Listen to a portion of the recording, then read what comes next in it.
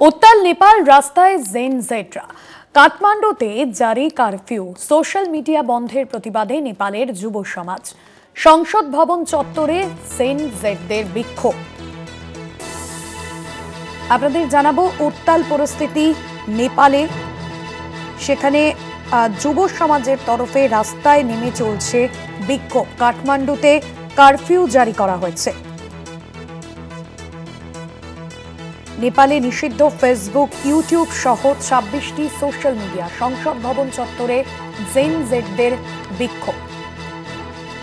पथे नेमेছে যুব সমাজ। सोशल मीडिया बंधेर प्रतिबादे पथे नेमेছে যুব সমাজ।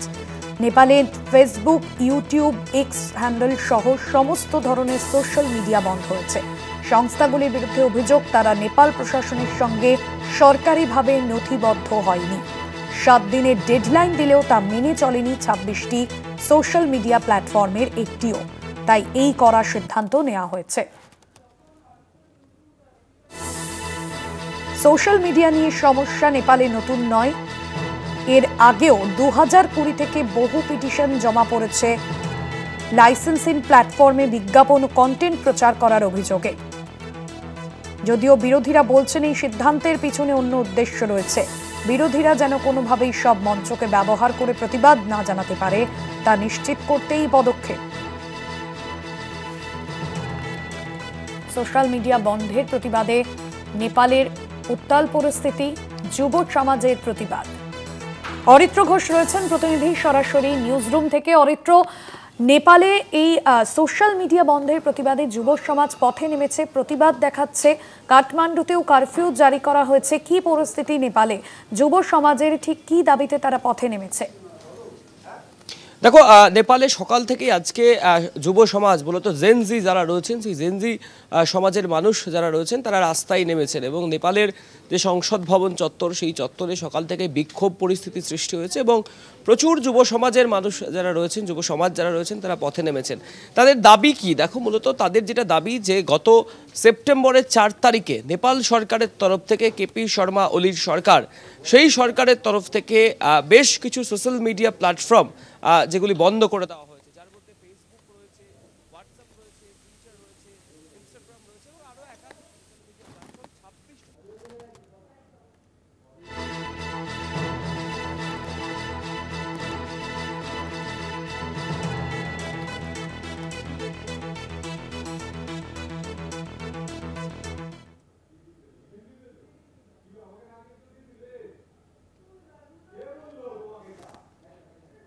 26গুলি বন্ধ হয়ে গেছে, সেগুলিকে পুনরুদ্ধার করতে হবে এবং সামাজিক ক্ষেত্রে যা প্রভাব রয়েছে সেই প্রভাবগুলি যাতে আবার নতুনভাবে সেগুলি শুরু হয়, অর্থাৎ সোশ্যাল মিডিয়ার ব্যবহার শুরু হয়, সেই বিষয়গুলি দেখতে হবে সরকারকে।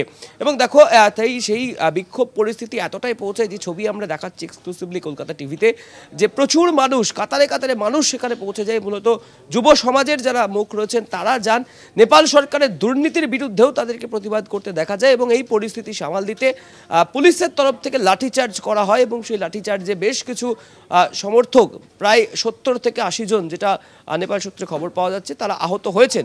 এবং তারপরেই নেপাল সরকারের তরফ থেকে এই যে কাঠমান্ডু, নেপালের রাজধানী কাঠমান্ডু এলাকাতে কারফিউ জারি করা হয়েছে। শুধু কাঠমান্ডু নয়, কাঠমান্ডু সহ আরও বেশ কয়েকটি জেলায় প্রায় 7 থেকে 8টি জায়গাতে কারফিউ জারি করা হয়েছে। নেপাল সরকার সেই বিজ্ঞপ্তি প্রকাশ করেছে। দেখো, এই ছবি আমরা বোধহয় দেখতে অভ্যস্ত, তার কারণ বেশ কয়েক বছর আগে বাংলাদেশের যে অভ্যুত্থান বা ছাত্র আন্দোলন, সেই সময়তেও কিন্তু আমরা এই ছবি দেখেছিলাম এবং সে সময় বাংলাদেশের একাধিক স্থপতি, একাধিক বড় বিল্ডিং, একাধিক নির্মাণ, সেগুলোকে কার্যত ভেঙে ফেলা হয়েছিল। সেই পরিমাণে প্রতিবাদে না হলেও এবারে কিন্তু যেটা দেখা যাচ্ছে নেপালের রাস্তাতে যে সোশ্যাল মিডিয়া যে অ্যাকাউন্টগুলি রয়েছে বা সোশ্যাল মিডিয়া প্ল্যাটফর্ম যেগুলি রয়েছে, 26টি প্ল্যাটফর্ম, সেগুলি বন্ধ করে দেওয়ার প্রতিবাদে কিন্তু সংসদ ভবন চত্বরে নেপালের জেনজি যারা রয়েছেন বা যুব সমাজ যারা রয়েছেন তারা প্রতিবাদ বিক্ষোভে সামিল হয়েছেন এবং কার্যত উত্তাল পরিস্থিতি। কাঠমান্ডুতে জারি করা হয়েছে কারফিউ, বলা যেতে পারে নেপালে অগ্নিগর্ভ পরিস্থিতির সাক্ষী থাকছে নেপালবাসী। একদমই ধন্যবাদ জানাবো অরিত্র। সরাসরি ছিলেন নিউজরুম থেকে আমাদের প্রতিনিধি অরিত্র ঘোষ। সংসদ ভবন চত্বরে জেন জেডের বিক্ষোভ, সকাল থেকেই সেই বিক্ষোভ চলছে, প্রতিবাদ চলছে। নেপালে যে সোশ্যাল মিডিয়া বন্ধের প্রতিবাদে এই বিক্ষোভ চলছে।